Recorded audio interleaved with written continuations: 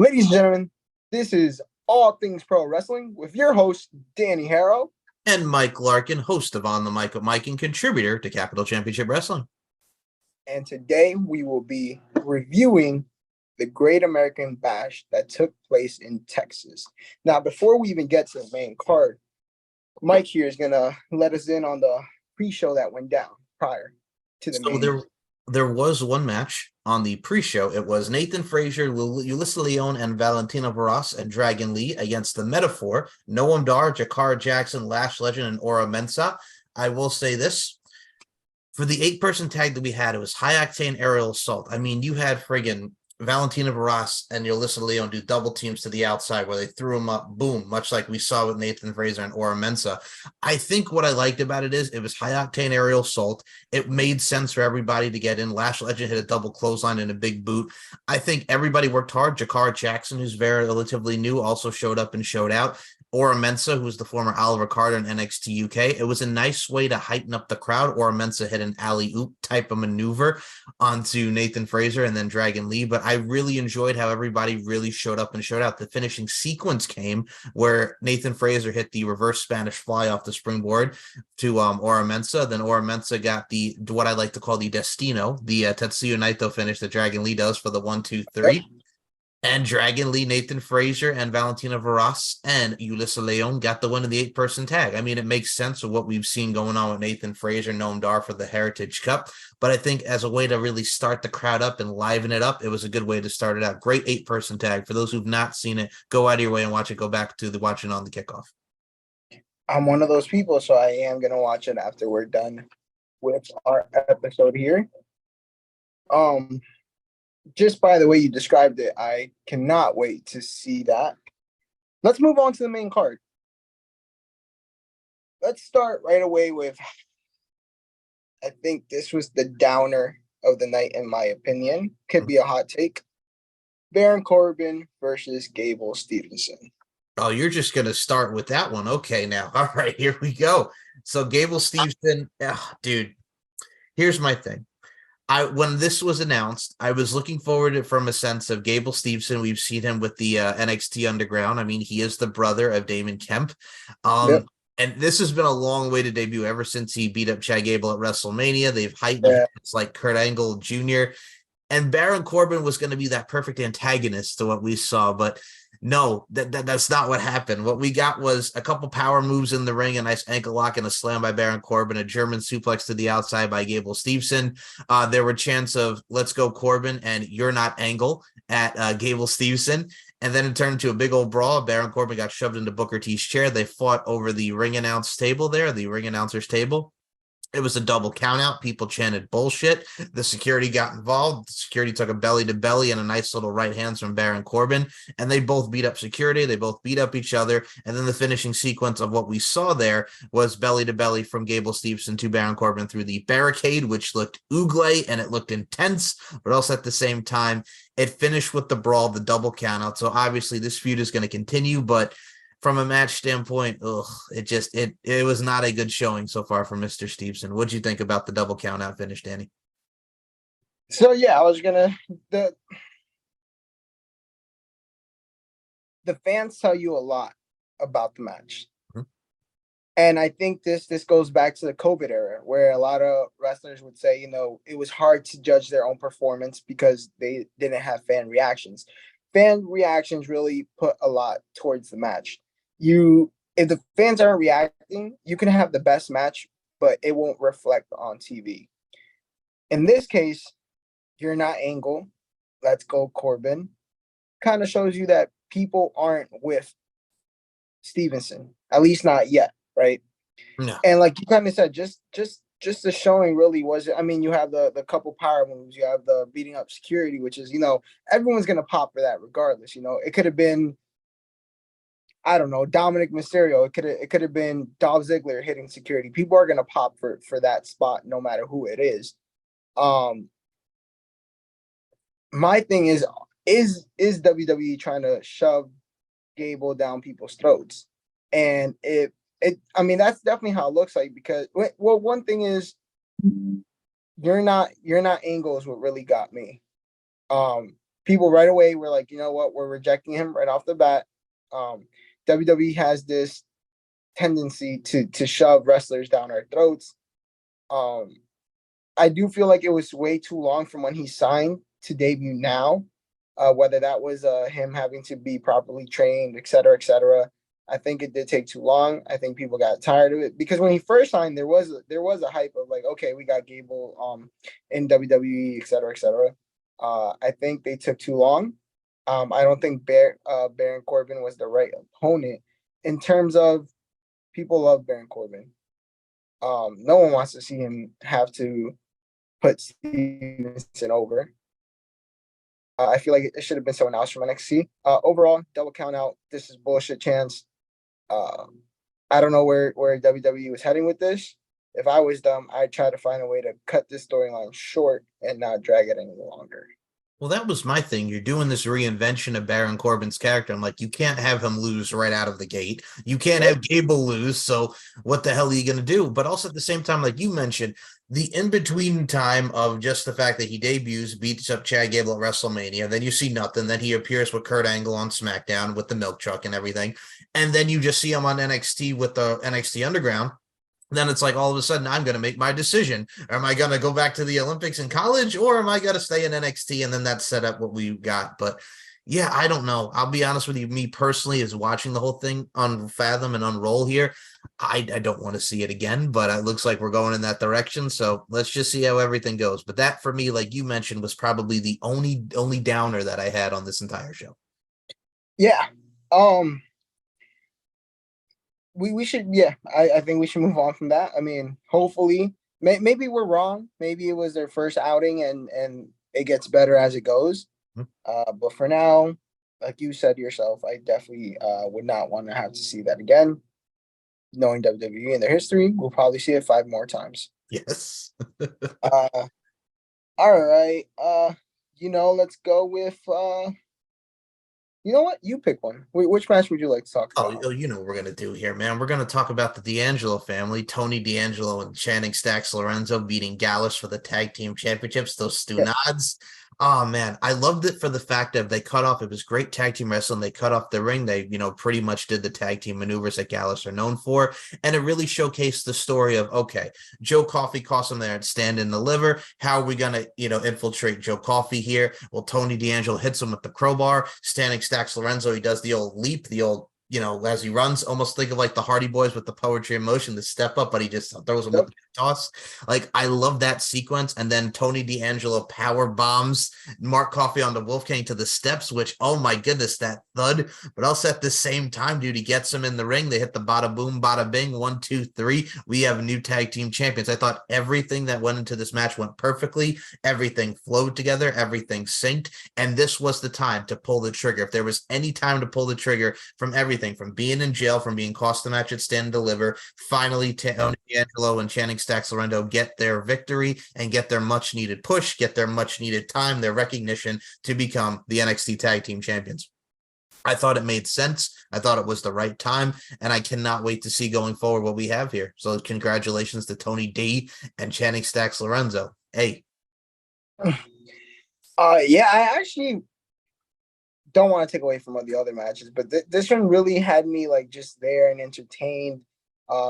Everything that was leading up to this moment was performed. Like you said, I think it was the right time. Now, for people that don't know this, I didn't watch it live. I actually just watched it today. As we're recording this, it's Monday. And even me knowing the results, I still popped when they won. I think they deserved it, and I think this just leaves. They're one of the best tag teams in NXT, and I don't even think that's a hot take. I think that's facts, and I think this just leaves the door open for them to face other good tag teams in NXT, and I'm very excited to see where they go with D'Angelo and Channing. So. I think both have come a long way, and they've improved and and what I love about it too is as well, like you mentioned, to go off what you're saying, the many tag teams. I mean, they brought Los Lotharios down. You could do something with Los Lotharios. You could do something with Nathan Frazier and Dragon Lee. You could Yep. do something with Gallus again. You could do so many infiltrated tag teams here that it works. Prince and the other one who just came in, the two Yeah. Division One football players that's with Yeah. us now. Like, give me something that's new, that's fresh, but also give me if you want to do a rematch for Gallus. I like it. And also the fact that I'll even throw this one out here because we haven't seen him and I'm sure they're going to go back down there. Maximum Male Models. If you rebrand Maximum Male Yep. Models, there you go. So they have a lot of tag teams to work with. And I think what we have here, like you mentioned, being the best tag team in NXT from their reaction, from everything they put into it, that's a no-brainer, man. So, I mean, it was the right time. And like I mentioned, they pulled the trigger. And I can't wait to see the rest of what we do with these couple fugazis. He's got a couple cannolis to celebrate, so it's going to be good. The options are endless. Yep. So WWE has a lot of ways they can go in any direction they want. So let's go with Dirty Dom versus Wesley versus Mustafa Ali. What are your takes? This was so fun for me. Like, I liked the spot where he was going for the three amigos and they did like a double suplex three amigos. I thought was sweet. Dude, like I mentioned with the pre-show match, this was high octane aerial assault. This was just working on. I like the fact that they went right after Dom, the whole chops as they're going talking and beating up each other. They just wind up chopping him in the corner. It's hilarious. You have the comedy spots, but also at the same time, it's fun. And also the fact that they both hate him because they're all both in this position. Wesley was hoping it would just be him and Mustafa, but here comes Dirty Dom to infiltrate that. And I thought everybody worked so well with one another. Dom has really stepped it up from a character-wise and a professional wrestling-wise, and the infiltration of Mommy. My God, we have Rhea Ripley telling Wesley, don't do it. There's a little cat and mouse chase. He does the dive over her, and then Rhea Ripley winds up giving her the riptide through the announce table. And Dominic gets a near fall off of that after the drop kick by Mustafa. So he's kind of caught up in the old tree of woe, if you will. He hits the 450. 1-2, no. Mommy rips it out there, gets him out. Frog splash, 1-2-3. Dirty Dom is still the North American champion. You have Dirty Dom, you have the Judgment Day, who have been on all three brands. And this is what I love about it, too. And people can say what they will, but this is kind of reminds me of the early days of NXT when you had main roster stars like the Ascension go against the Usos. You had people like Too Cool go down there to go against the Ascension, Seth Rollins and Jinder Mahal. You had Tyson Kidd down there. You had Damian Sandow wrestle on NXT. You had so many people from the main roster come down there. And I like the fact that they're utilizing all three brands for everybody to work with and to learn from. I think it's a good time to be an NXT fan because this brand has really risen up these last several months. And I mean, especially now with the Judgment Day, Dominic ratings are up here because they love the character. They love to hate the character, but also at the same time, they want to see him get his ass kicked. So Dirty Dom retaining, it is a good time to be an NXT fan and a Judgment Day fan, but also at the same time to have that dastardly heel that you want to see lose so badly and get your ass kicked. It's an infiltration. It is an investment into the character. Dirty Dom all day, every day. So yes, I enjoyed it very much. I did as well. And the thing is, I'm already a Judgment Day fan as it is. So just like you said, there was a comedy spots, but you can also tell like the match was serious at the same exact time. That riptide from Rhea onto the announce table. Just watching her and Dominic work together, it's kind of like, we haven't really seen much of that in recent times. The Judgment Day alone kind of just all right, this might be shooting for the stars here, but they kind of remind me of the Shield in a way, and just causing destruction in every brand that they go to, not caring about the repercussions at all. Obviously, they'll never get to the status of what the Shield was, but it reminds me of like a baby Shield. They're destroying anyone, they're taking whatever they want, they're grabbing all these titles. But in general, the match is really good. I love the interference from Rhea and helping Dominic win. It was one of my favorite matches. I was really looking forward to it. And kind of like with the tag teams, with this storyline now, they can kind of go in two directions. Now they can go Dominic Wesley, or they can go Dominic and Ali, or they can just keep all three in the same picture again. I'm not tired of seeing that. I can see another triple threat match, or I can see them all three just feuding again for a little bit longer. So I like the match, and I'm actually very excited to see where they go with that. I like your comparison of early Shield, like 2012, 2013 Shield. Exactly. Yes. When you had Dean Ambrose beat Kofi for the U.S. title and Roman and Seth beat Team Hell No for the tag titles, I like that. I mean, like you mentioned, there's endless possibilities there, but I also will incorporate what we saw. I love the subtlety, intricacy, and nuance of Lyra Valkyria and JC Jane fighting in the back, and Rhea's like, that's what I'm talking about, because she got Lyra Valkyria in there. But also at the same time, later on, we saw, Dragon Lee. You remind me of my deadbeat dad. You're influenced by Rey Mysterio. I want to see Dominic and Dragon Lee. I think that's going to be even really good too. I think Rhea called him Batman. That sent me off. That was the funniest thing ever, man. I forgot about that. Yes. Yes. Dude, Rhea is a gem. She is such a good. Oh man, yes, she called him Batman. Oh man. And also the fact, here's what I loved about it too, and I'll say this on the pre-show when you go back and watch it, and I say this to watch it, Danny. She gets interviewed and she's like, Dominic's just in there, he's stretching, he's getting ready, he's brushing his mullet, and I'm like, okay, you see, now that I love, just because the brushing the mullet. It's so good. It's so good. I agree. Talking about females here, Roxanne Perez versus Blair Davenport. This was a throwback for me because as she's greeting her family and she's going through the crowd, I'll take everybody back to 2009 when Chris Jericho attacked Rey Mysterio, come from the crowd when he's wearing the Rey mask. I like that little subtlety. It was back and forth. She had her with a branding iron, for God's sake. Trash can lids, trash cans. We saw bull rope, cowbell.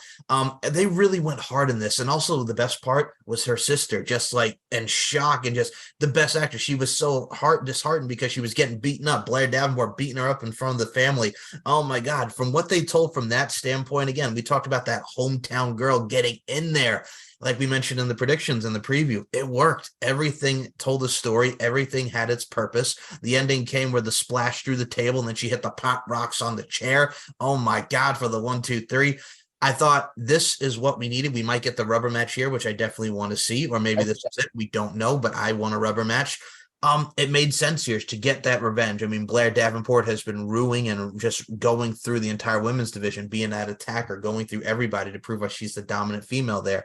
Like I mentioned in the preview, the matches with Mako Satomura and everything that we saw in NXT UK, and her and Roxanne have such great chemistry. I mean, for God's sake, they did a Stone Cold Booker T with Roxanne and her going at it in the supermarket. Yeah. We saw at the DreamCon with the anime convention, her and Blair Davenport brawling there.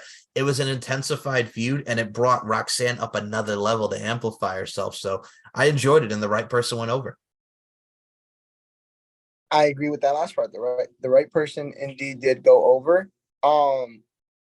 Like you said, everything leading up to that match made sense. There's times where WWE, will have a storyline, and then when they get to the final spot, everything just didn't add up. Everything didn't have a purpose. To use your words, everything had a purpose. Everything that was done had a purpose. I'm a weapons kind of guy. So to see two female kind of use weapons and just destroy each other, it's awesome to see, because a lot of people have that image of only guys can throw hardcore matches with weapons and stuff. So to see two young girls kind of take on that match and make it what it was, and to me, I would say 9 out of 10. It was a great match. The right person went over, and I do want to see that rubber match. I'm actually rooting for that. I think that's the only right choice. Other than that, yeah, Roxanne did amazing. It would have been sad to see her lose in Texas. So I'm glad WWE didn't go the other direction. And yeah. We'll say this: if you want to see a women's hardcore match, guys, go back to Survivor Series 2002 with Victoria and Trish, or just watch their street fight match in early 2003. You want to see plunder and good weapons, watch those two matches. I agree. Mike, why don't you fill us in on the second women's match that was happening that night? Tiffany Stratton and Thea Hale in a submission match for the NXT Women's Championship. First of all, the fact that she came out with the raise hail and the whole Rocky type vibe, man, It was awesome. And she was the ultimate underdog. These two went at it. Suplex off the top rope. A lot of exploder suplex and trading counters back and forth. They told the story of just working over the leg and working over the back. And she did the prettiest moonsault ever to her back. These two had a great chemistry of, what am I going to do? I'm going to avoid the Kimura. I'm going to avoid this. She really went that being, and I said this to you even on the previous show, if Thea Hale can do like a single leg Boston Crab or a Boston Crab, what I love about that too is it's very Landstorm reminiscent, but also at the same time it works. She worked over the body part that needed to be worked over. And I love the fact that, she put her hand on the rope, but the ref's like, no, you know what I'm saying? That doesn't matter here. So she wound up getting out of that. They both worked their buns off. They both worked each other on the outside back into the ring. I think these two have great chemistry. I think the fact of the matter is it was a nice touch with Andre Chase throwing in the towel at the end because she didn't want to see Thea Hale in such pain anymore. She ranked it with, it was like a single leg, almost like a version of the Lion Tamer that Jericho does with the leg on the back. Here's my thing, though. It reminded me very much of think of Bob Backlund. I'll take everybody back. Bob Backlund, Arnold Skaaland when he was going for the WWF title with Iron Sheik and everything that happened there. I'll even compare it to, you look at Vince McMahon and Stephanie McMahon, the I Quit match where Linda threw in the towel. You see a lot of that. And I think if you look in popular culture in the 80s, Rocky Balboa and, Apollo Creed and Ivan Drago throws in the towel. It's one of those things that it's a picture perfect sequence to go to the finish, but also at the same time, it's like, come on, man. You know what I'm saying? Let her keep fighting. But at the same time, it plays into NXT, maybe she'll be upset. Mr. Chase, why'd you throw in the towel? I had it. You know what I'm saying? So there's another interaction to see the fallout that goes into NXT. But other than that, I think they did their job. They both look strong, and it makes Tiffany Stratton be that champion that she is to go on and on further into NXT. Her reign is not done yet. So between that matchup, I thought it was really good, and I thought the sequence went good, and I thought the finish, like we talked about, everything served its purpose. These two did their thing. I like your take. Now it's time for me to turn heel. Okay, go ahead. I did not like the match. All right. I think their submissions were sloppy. I don't think this match benefited either talent.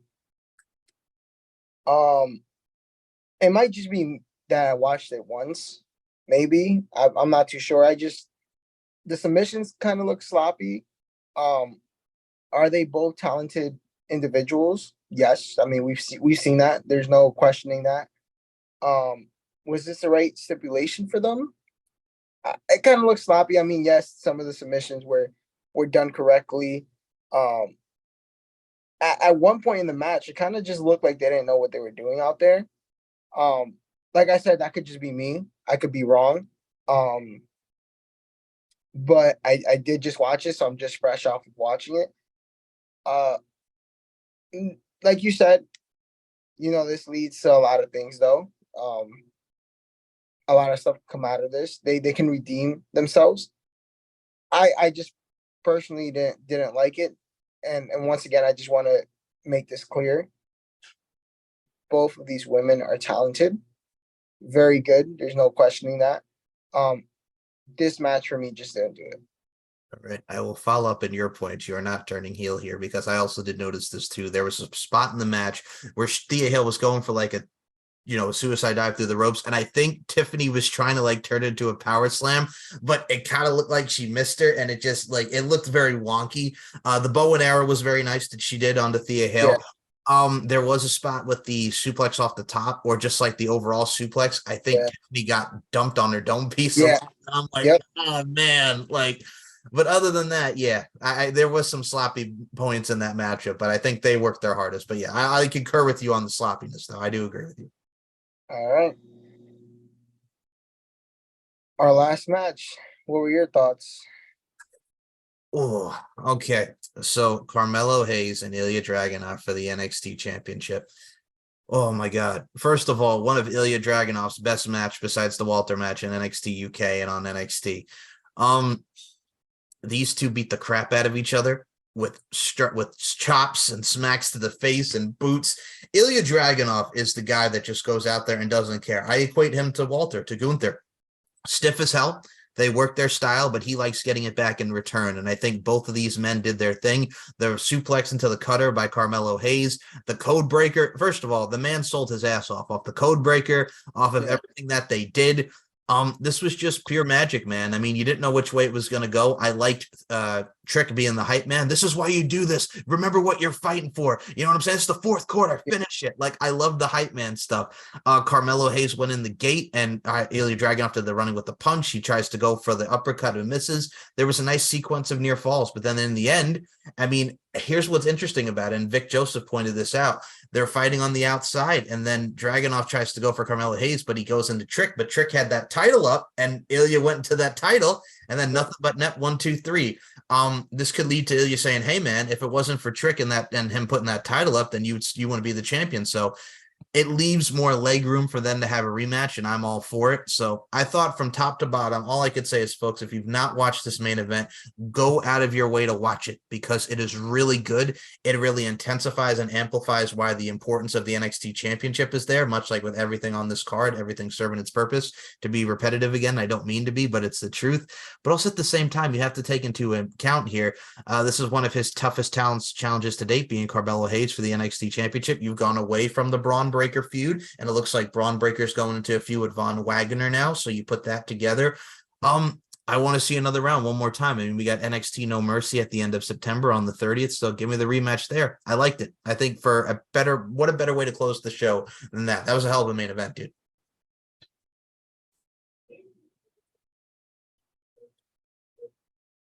I agree.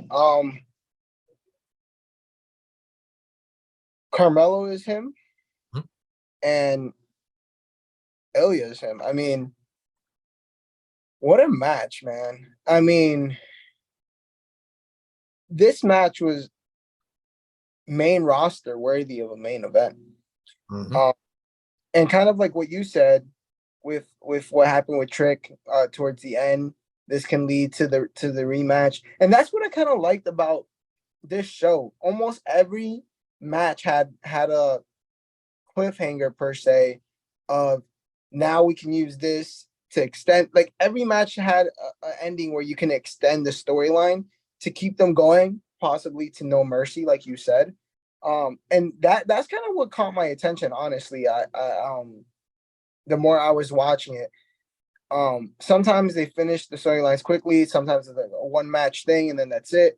A lot of these matches that happened at Great American Bash, we can see a part 2, maybe a part 3.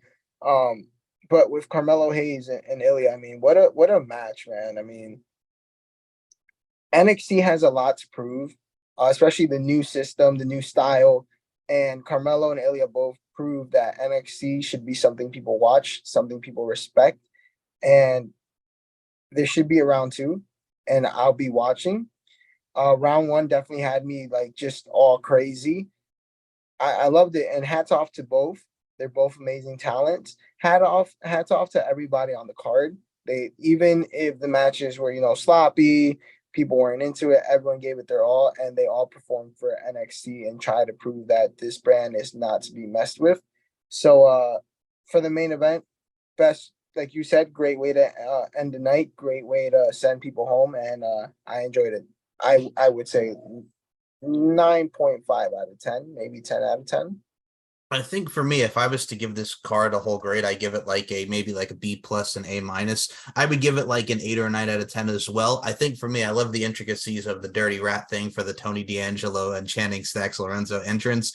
I love the throwback to Dusty with, to get a dream and, hold on to it and shoot for the stars. Like, I love that, because Dusty being the Great American Bash originator and Cody doing the cold open. And for me, I'll point out a couple other things, man. Like, we got JC Jane and we have Lyra Valkyria this Tuesday. A couple other notes: Dom and Rhea coming back after Shawn Michaels wanted to shake the hands, and they just and Shawn just goes, "Your daddy should have gave you a spanking," which I thought was great.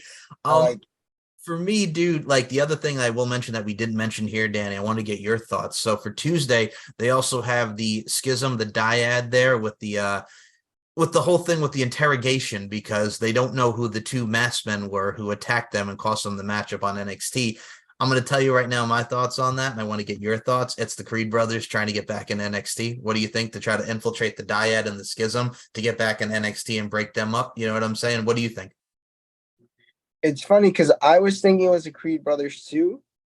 Um, would you think, and this is just me, would you think it's a debut of a talent that we haven't seen yet? See, that wouldn't really make sense, right? But just so, in my opinion, it doesn't make sense for it to be anyone else than the Creed brothers. Realistically, can you really put a different team in there or a different group of guys in there? No, because I don't know who you would put in there. And I mean, Exactly. that's the thing. There's no other tag teams. I mean, everybody has their place within the tag team role, so the Creed brothers would make sense. And I mean, the only other feud that they have this week on NXT, and I'm looking forward to it, Eddie Thorpe and Dijak. What do you think? Yep. Yeah, I like it. I like it. First of all, this upcoming episode of NXT, which is we would probably this would probably drop after, but hopefully everyone watched it. It is looking to be a great card.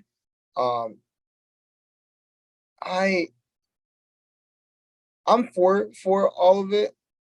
I'm more kind of excited on to find out who the masked men were, even though I think we all know who they were.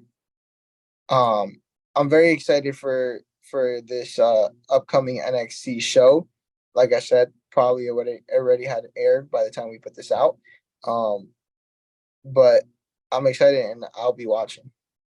same here, man. And I think that is our review of NXT Great American Bash. If you have not watched it, go out of your way. And for Danny here, go back and watch the kickoff match. And for Yes. anybody, yes, and for everybody, watch it from the kickoff, the hot opener, watch the entire show. The only downer, like we mentioned, is Gable Steveson and Baron Corbin.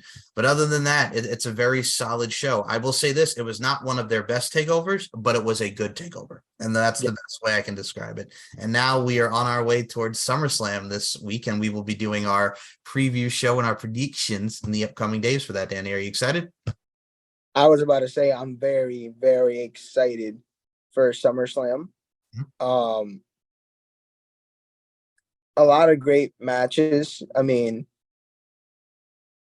the Roman Reigns. I'm very excited for that match. Can Roman lose? I'm very excited to see what direction they go in.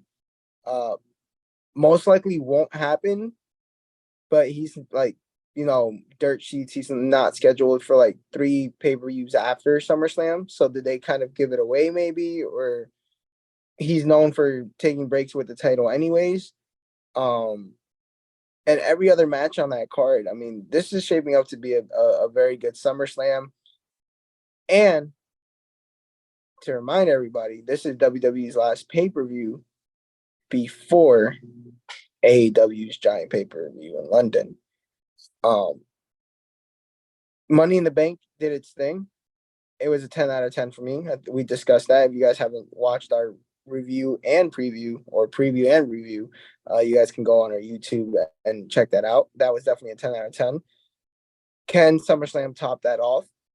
And can SummerSlam be a banger to where AEW really feels the pressure? Because that's how I'm kind of looking at it now. I mean, AEW does have a big show, and in WWE's defense, AEW hasn't announced any matches, or I'm pretty sure they've announced like maybe one, if I'm not mistaken, but that's it.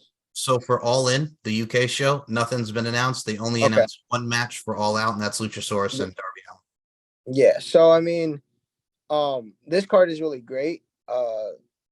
If everyone executes, if everything plays out the way it should, um, I'm expecting a huge SummerSlam, and like I said, the pressure will be on for AEW. So I'm very excited for what's to come this Saturday. And I mean, they just did announce the SummerSlam Battle Royal, one of the newer matches. Yep. And MMA rules now for Ronda and Shayna. So that's going to be very interesting. Yeah, tonight's package for them was very good. I think it helped both women, and I'm excited to see where that goes as well. Does Ronda really lose and actually leave the company, which would be real life, you know, um, situations that we're reading. obviously this is not the preview for that, but I am rooting for Ronda. So we'll see what happens, and we'll be doing the preview to that show, and then eventually the review. So I'm really excited to see what's to come this Saturday, live from Detroit. Detroit So Rock City, man, to yeah, quote Kiss. I cannot wait, and we will be doing those prediction shows within the next few days. But I do hope you guys enjoyed this review, the quick review here of the Great American Bash. I will say this: a nice little 5 and 6 matches. That 6 matches, well, 7 if you count, that. But everything, dude. Like I said, man, it's a good time to be a wrestling fan. And for those who have not checked it out, watch NXT and just enjoy professional wrestling. Like we talk about all things pro wrestling, just enjoy pro wrestling for what it is. But I have to say, before you do the closeout, and we both do the closeout here, dude, CCW this Saturday, man. Yes, the anniversary show. yes, Blood in the Sand, CCW, and the debut of Venom. Mm-hmm.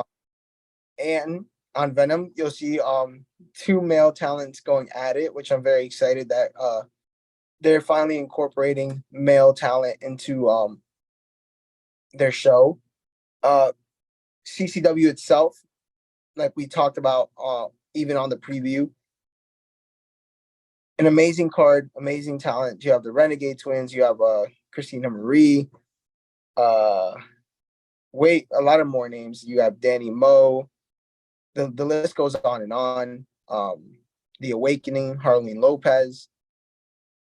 Every match on that card is set to be a banger. Now, it is running the same day as SummerSlam. Luckily, CCW will be done before SummerSlam, so why not enjoy independent pro wrestling and then WWE, right? Live on Title Match Network. This this company, this promotion, whatever you want to call it, ever since I've started watching, they have had nothing but bangers. The talent really work hard. The fans really love it. And Marcello, the owner, really knows what he's doing. He really puts on matches that fans are actually want to see and actually are intrigued in.